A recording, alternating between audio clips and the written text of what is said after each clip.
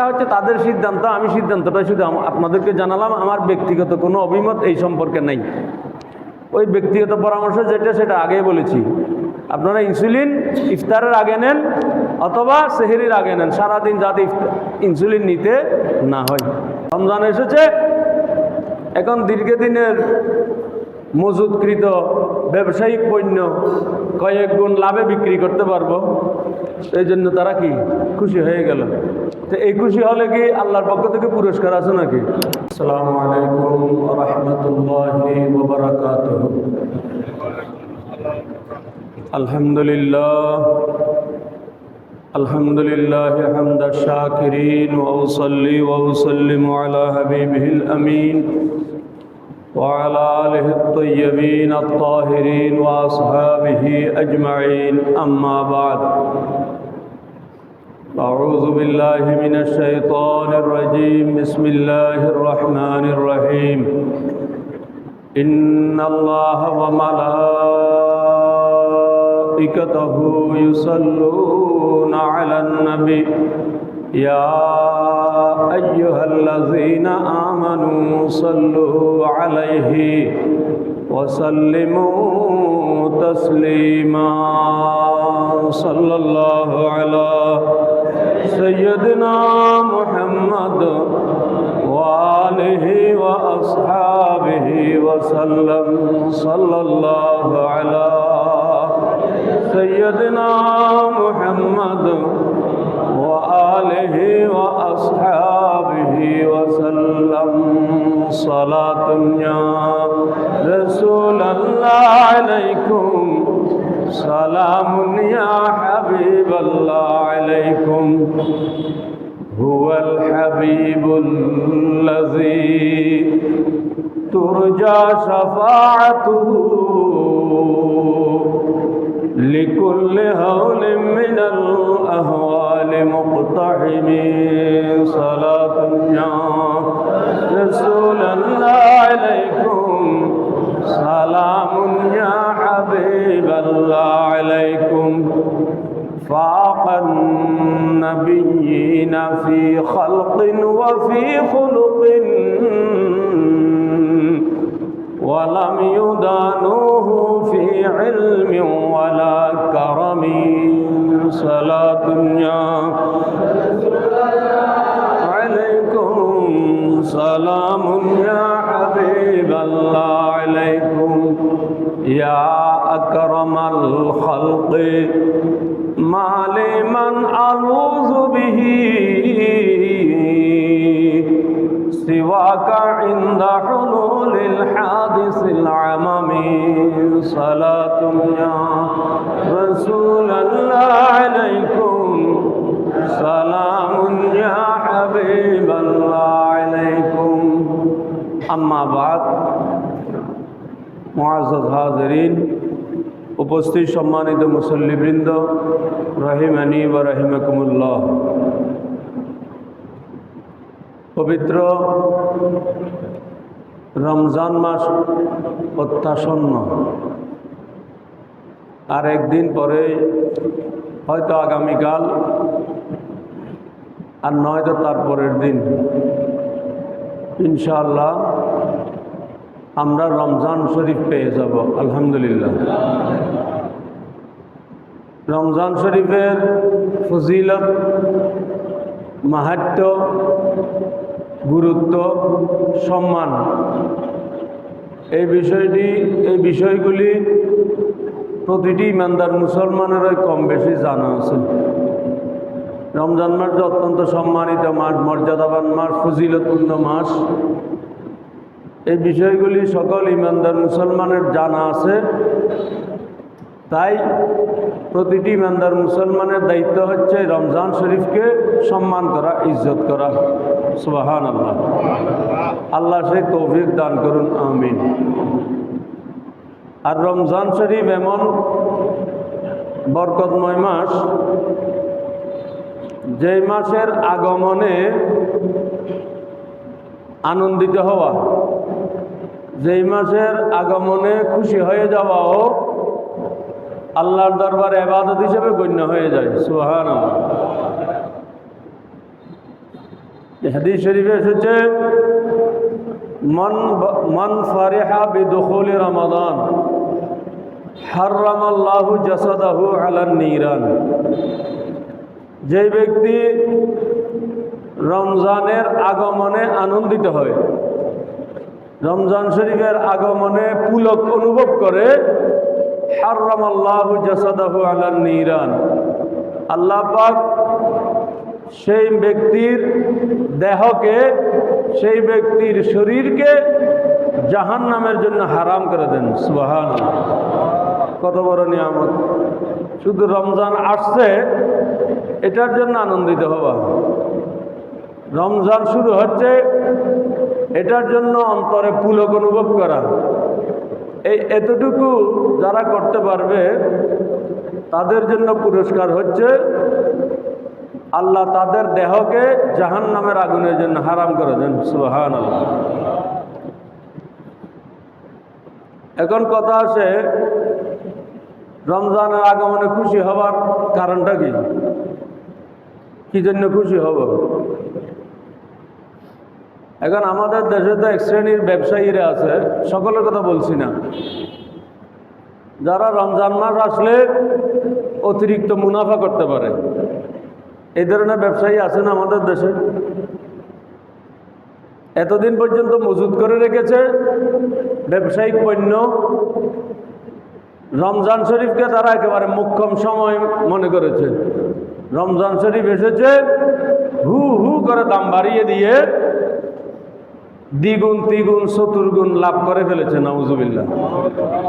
এখন তারা তো মনে মনে খুব খুশি হবে, রমজান এসেছে, এখন দীর্ঘদিনের মজুতকৃত ব্যবসায়িক পণ্য কয়েক গুণ লাভে বিক্রি করতে পারবো, এই জন্য তারা কি খুশি হয়ে গেল। তো এই খুশি হলে কি আল্লাহর পক্ষ থেকে পুরস্কার আছে নাকি? এই খুশিতে পুরস্কার নয়, শুধু এদের জন্য কি বলা হয়েছে জানেন হাদিস শরীফে? যারা কৃত্রিম সংকট সৃষ্টি করে,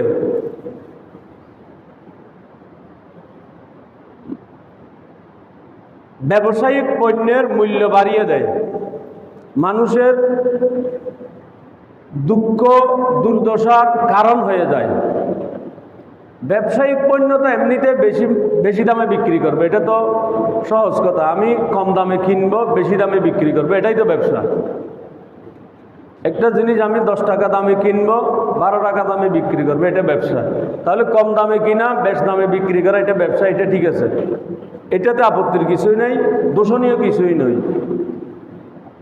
কিন্তু কোনো একটা উপলক্ষকে কেন্দ্র করে 10 টাকার কিনা মাল যেটা 12 টাকা 14 টাকা বিক্রি করা যাবে, সেটাকে 20 টাকা 25 টাকা বিক্রি করা, এটাই হচ্ছে অন্যায়, এটাই হচ্ছে জুলুম। নাউজুবিল্লাহ। কিন্তু সেটাই আমাদের দেশে হচ্ছে, রমজানকে উপলক্ষ করে। হাদিস শরীফে এসেছে, এই যারা রমজানকে উপলক্ষ করে জিনিসপত্রের দাম বাড়িয়ে দেয়, অতিরিক্ত মুনাফা করতে চায়, মজুতদারি করে, এরাও কিন্তু বেশিরভাগ, কিছু ব্যতিক্রম ছাড়া বেশিরভাগ কিন্তু মুসলমান ব্যবসায়ী, ইমানদার দাবি করে তারা। আবার তাদের মধ্যেও আমার ধারণা যদি ভুল না হয়, তাদের মধ্যেও বেশিরভাগ ব্যবসায়ীরা রোজা রাখে, কিন্তু এই রোজাও রাখে, নিজেরা মুসলমানও দাবি করে, ইমানদারও দাবি করে, কিন্তু রমজানকে উপলক্ষ করে সাধারণ রোজাদার মানুষকে দুঃখের মধ্যে ফেলে দেয়, কষ্টের মধ্যে ফেলে দেয়। নাউজুবিল্লাহ। এদের ব্যাপারে হাদিস শরীফ এসেছে, এই যারা এই ধরনের কৃত্রিম সংকট সৃষ্টি করে ব্যবসায়িক পণ্য দ্রব্যমূল্য যারা বাড়িয়ে দেবে, কিয়ামতের দিন তাদের বিচার আচার তো অনেক পরের কথা, বিচার হবে অনেক পরে। শুধু কিয়ামতের ময়দানেই তাদেরকে একটা আগুনের বিশেষ একটা শলাকার মধ্যে, আগুনের একটা বিশেষ শুলের মধ্যে তাদেরকে বসিয়ে রাখা হবে। নাউজুবিল্লাহ। বুঝা যাচ্ছে? বিচার আচার এখনো হয়নি, বিচার হবে আরো অনেক পরে। বিচার হওয়ার আগেই তাদেরকে আগুনের একটা বিশেষ শলাকা হবে আল্লাহর পক্ষ হতে, এটা ওই শলাকার উপরেই তাদেরকে বসিয়ে রাখা হবে। এগুলিতে এমনি আমরা বলি, আপনারাও শুনেন, আগুনের শলাকায় বসিয়ে রাখা হবে, এটা তেমন কি? এমনি শুনছি, আমরাও বলছি, কিন্তু একবার চিন্তা করেন তো,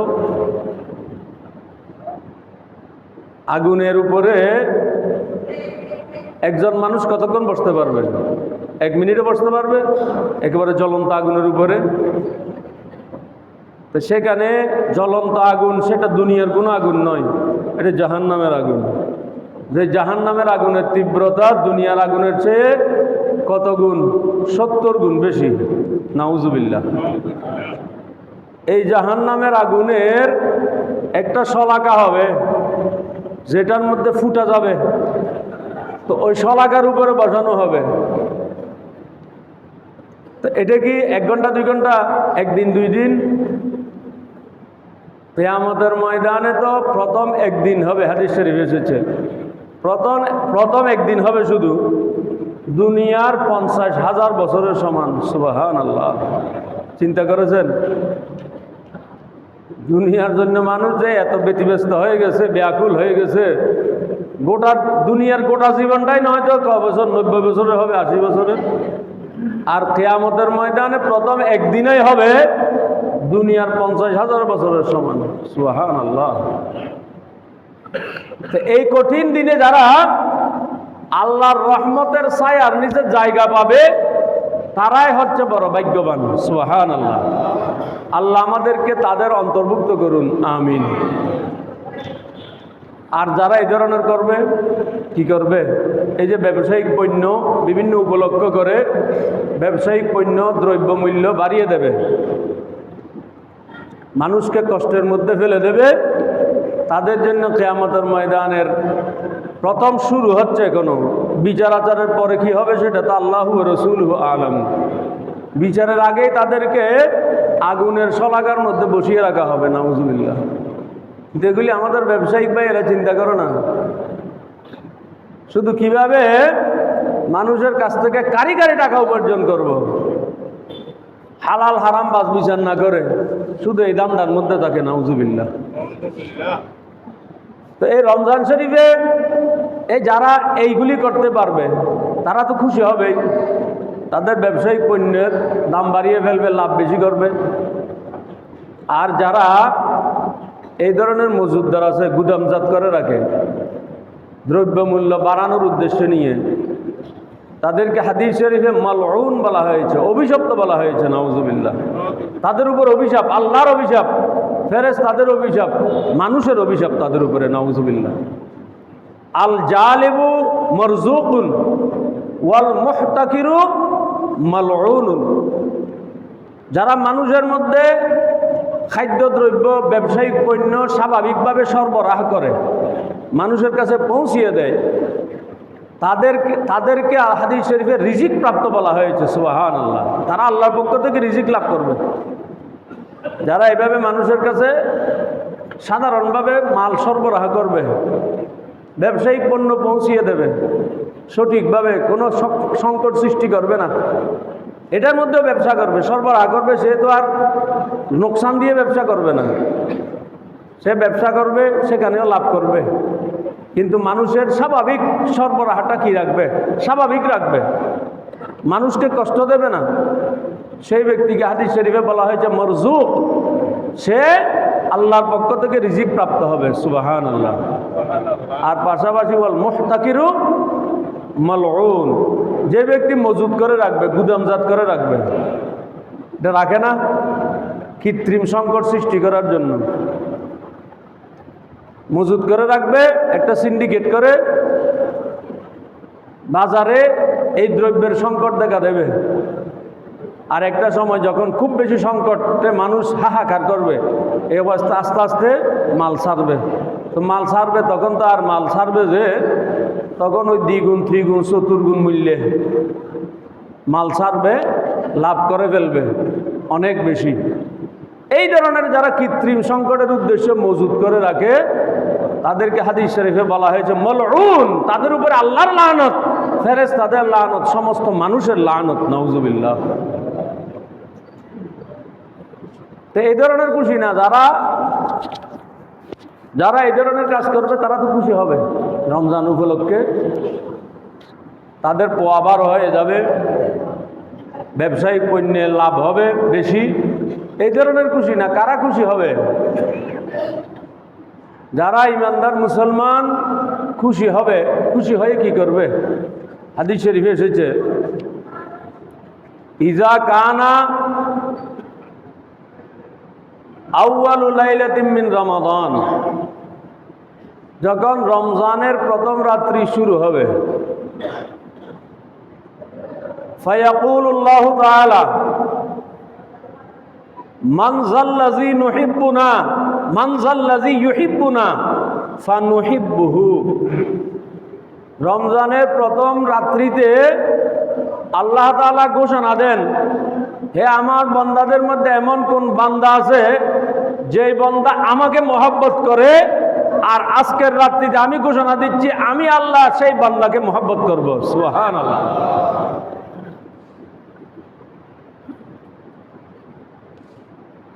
মান যাল্লাযী ইয়াতলুবুনা ফানাতলুবুহু। আজকের এই রাত্রিতে এমন কোন বান্দা আছে যে বান্দা আমি আল্লাহকে তালাশ করবে, আমি আল্লাহ আমার সেই বান্দাকে তালাশ করব। সুবহানাল্লাহ। তো আল্লাহকে তালাশ করার অর্থ কি? আল্লাহকে তালাশ করার অর্থ হচ্ছে আল্লাহর রেজামন্দি তালাশ করা, আল্লাহর সন্তুষ্টি তালাশ করা। যে ব্যক্তি এই রমজানের প্রথম রাত্রিতে আল্লাহর সন্তুষ্টি তলব করবে, আল্লাহর সন্তুষ্টি কামনা করবে, আল্লাহ বলছেন ফানাতলুবুহু, আমি সেই ব্যক্তিকে আমি আল্লাহ সন্তুষ্ট করে দেব। সুবহানাল্লাহ। মান যাল্লাযী ইস্তাগফিরু লানা ইস্তাগফিরুনা, এমন কোন বান্দা আছে যে বান্দা আমার কাছে মাফ চাইবে, ফানাগফিরু লাহু, আমি আল্লাহ আমার সেই বান্দাকে মাগফিরাত দিয়ে দেব। সুবহানাল্লাহ। খুশি হবে এই জন্য ইমানদার মুসলমান আনন্দ অনুভব করবে কি জন্য? এই জন্য রমজানের প্রথম রাত যখন শুরু হয়ে যাবে আল্লাহর পক্ষ থেকে ঘোষণা আসতে থাকবে, কে আমার এমন বান্দা আছে যে বান্দা আমাকে মহব্বত করবে, আমি আল্লাহ তাকে মহব্বত করব। এমন কোন বান্দা আছে যে বান্দা আমার রেজামন্দি চাইবে, আমি আল্লাহ তাকেই আমার বান্দাকে আমি রাজি করে দেব। আমার এমন কোন বান্দা আছে যে বান্দা আমার কাছে মাগফিরাত চাইবে, আমি আল্লাহ তাকে মাগফিরাত দিয়ে দেব। সুবহানাল্লাহ। তো এই নিয়ামত পাবে বলেই যারা আনন্দিত হবে, খুশি হবে, তাদের জন্য হাদিস শরীফে পুরস্কারের ঘোষণা রয়েছে। সুবহানাল্লাহ। আর রমজান যখন শুরু হয় তখন তো প্রতিটি সাবালক সুস্থ স্বাভাবিক ইমানদার মুসলমানের উপরে রোজা রাখা ফরজ। এই রোজা রাখলে কি নিয়ামত? ইমানদার মুসলমান যারা রোজা আসলে রোজার আগমনে খুশি হবে, তারা খুশি হবে এই জন্য রোজা রাখতে পারবে। তো রোজা রাখলে কি নিয়ামত পাবে? হাদিস শরীফে এসেছে, মান সামা রমাদানা ঈমানান ওয়া ইহতিসাবান গুফিরা লাহু মা তাকদ্দামা মিন যামবিহি। যে ব্যক্তি রমজান মাসে ঈমানের সাথে এবং সওয়াবের নিয়ত নিয়ে আল্লাহ রসুলকে রাজি করার জন্য, খুশি করার জন্য, সওয়াব পাওয়ার উদ্দেশ্যে যে ব্যক্তি ঈমানের সাথে পুরা রমজান শরীফে রোজা রাখবে, আমার রসুল বললেন তার অতীতের গুনাহগুলি মাফ করে দেওয়া হবে। সুবহানাল্লাহ। তাহলে আমরা তো গুনাহ করছি, ওই ইচ্ছায় অনিচ্ছায় আমাদের গুনাহ হয়ে যাচ্ছে। তো গুনাহগুলি মাগফিরাতের কিছু ব্যবস্থা আল্লাহ রেখেছেন আমাদের জন্য তার রসুলের ওসিলায়। তো সেই ধরনের একটি উপলক্ষ হচ্ছে রমজান শরীফ। রমজান শরীফে প্রতিটি ইমানদার মুসলমান রোজা রাখলেই তার জন্য আল্লাহর দরবার থেকে পুরস্কার হচ্ছে তার অতীতের গুনাহ মাফ করে দেওয়া হবে। সুবহানাল্লাহ। এই জন্য আমরা খুশি হব রমজানে। রমজানের মতো এত নিয়ামতপূর্ণ মাস শুরু হচ্ছে, আমি রোজা রাখতে পারবো ইনশাআল্লাহ। রোজা রাখলেই আমার অতীতের গুনাহ মাফ হয়ে যাবে। এই জন্য ইমানদার মুসলমান খুশি হবে, আনন্দিত হবে। এই জন্য যদি ইমানদার মুসলমান খুশি হয়, আনন্দিত হয়, তার জন্যই আল্লাহর পক্ষ থেকে পুরস্কার রয়েছে। সুবহানাল্লাহ। একইভাবে রমজান আসলে আমরা তারাবিহ নামাজ আদায় করতে পারবো ইনশাআল্লাহ। তারাবির নামাজের জন্য পুরস্কার আছে হাদিস শরীফে। তারাবির নামাজের জন্য একই পুরস্কার, মান কামা রমাদানা ঈমানান ওয়া ইহতিসাবান গফিরা লাহু মা তাকাদ্দামা মিন যামবিহি। হাদিস শরীফে এসেছে রমজান শরীফে যে ব্যক্তি দাঁড়িয়ে থাকবে, দাঁড়িয়ে থাকার অর্থ কি? ইবাদত করবে, তারাবির নামাজ আদায় করবে। 5 ওয়াক্ত নামাজ তো সারা বছরই ফরজ। রমজানে বিশেষভাবে নামাজের কথা বলা হচ্ছে, সেই বিশেষ নামাজে হচ্ছে কি? তারাবির নামাজ। হাদিস শরীফে এসেছে যারা এই রমজান শরীফের তারাবির নামাজ আদায় করবে, গফিরা লাহু মা তাকাদ্দামা মিন যামবিহি, তা সেই ব্যক্তির অতীতের গুনাহগুলি মাফ করে দেওয়া হবে। সুবহানাল্লাহ। কেমন কেমন নিয়ামত! রোজা রাখবো, অতীতের গুনাহ মাফ। ইনশাআল্লাহ তারাবির নামাজ আদায় করবো, অতীতের গুনাহ মাফ। এই জন্য কি করতে হবে? রমজান মাস শুরু হচ্ছে, আমাদেরকে এখন প্রস্তুতি নিতে হবে রোজা রাখার জন্য। আল্লাহ তৌফিক দান করুন, আমিন।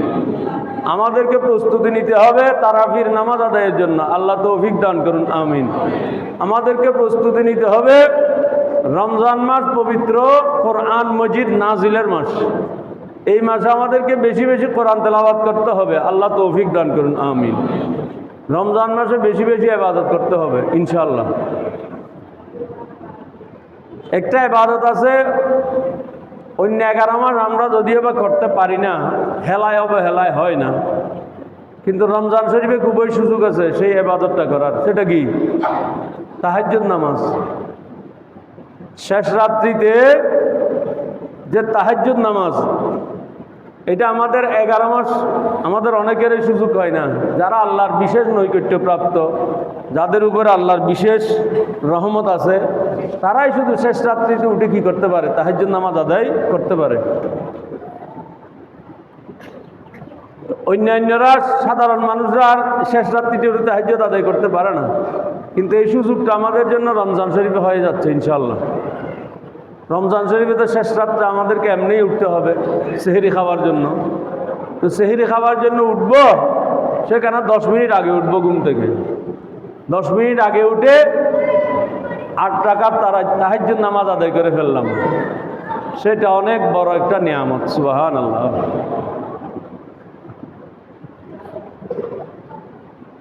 তারপরে আর তারাবির নামাজ তো আছে ইনশাআল্লাহ। তারাবির নামাজ নিয়ে তো বিভ্রান্তির শেষ নাই। 8 রাকাত তারাবির নামাজ, 20 রাকাত নয়, এই ধরনের সোশ্যাল মিডিয়ায় এখন খুব বেশি তোলপাড়। এগুলি আমাদের কানে নেওয়ার দরকার নাই।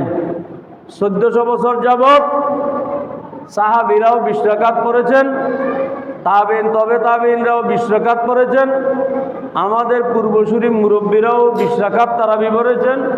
ইনশাআল্লাহ আমরাও 20 রাকাত তারাবি এতদিন পরে আসছি, আমরা ইনশাআল্লাহ 20 রাকাত তারাবি পড়ব। আল্লাহ তৌফিক দান করুন, আমিন।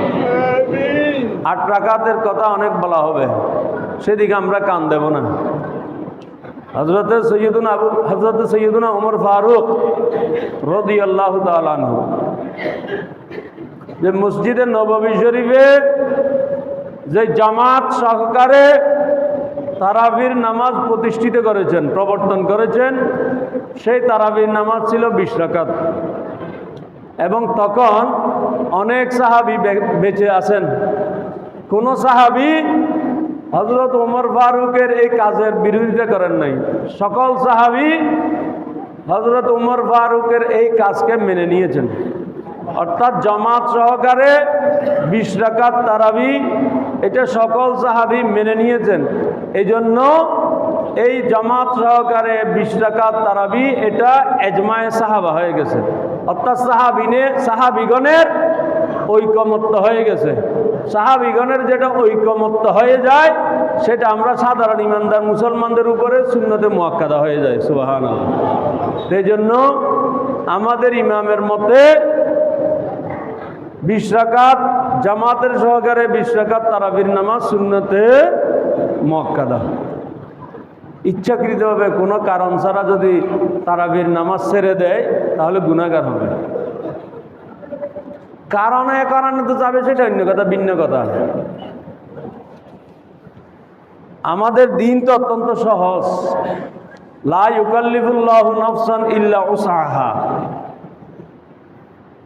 আল্লাহ তাআলা তার বান্দার উপরে এমন কোন বোঝা চাপিয়ে দেন না যে বোঝা বহন করার সামর্থ্য বান্দার নাই। বান্দার সামর্থ্যের অতীত, সামর্থ্যের বেশি কিছু আল্লাহ আমাদের উপরে, বান্দার উপরে চাপিয়ে দেন না। সুবহানাল্লাহ। তো কেউ কোনো কারণে পড়তে পারছে না, সেটা ভিন্ন কথা। সফরের মধ্যে আছে, সফরের মধ্যে থাকলে তো তারাবির নামাজ নয়, রোজাও মাফ হয়ে যায়। সুবহানাল্লাহ। রোজা মাফ হয়ে যায় মানে মওকুফ হয়ে যায়। রোজা সফরের মধ্যে যদি কেউ থাকে তখন রোজা না রাখার কি আছে, অনুমতি আছে। সেটা পরবর্তীতে পূরণ করে দেবে, কাফারা দিতে হবে না, কাজা করতে হবে। তো সফরের মধ্যে থাকলে যেখানে রোজাও মওকুফ থাকে, তো সেখানে তো তারাবির নামাজ অবশ্যই মওকুফ, সেটা ভিন্ন কথা। কিন্তু আমি ঘরে বসে আছি, শুধু ব্যবসা করার জন্য, লাভ বেশি করার জন্য, টাকা বেশি উপার্জন করার জন্য তারাবির নামাজ ছেড়ে দিলাম, এটা হতে পারে না। একইভাবে মনে করেন রমজানের রোজা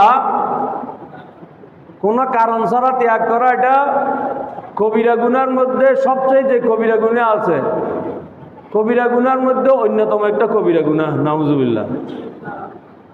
কিন্তু এটার মধ্যেও তো আল্লাহর পক্ষ থেকে ছাড় দেওয়া হয়েছে। যারা অসুস্থ, অসুস্থতার জন্য রোজা ছেড়ে দেওয়ার কি আছে, অনুমতি আছে।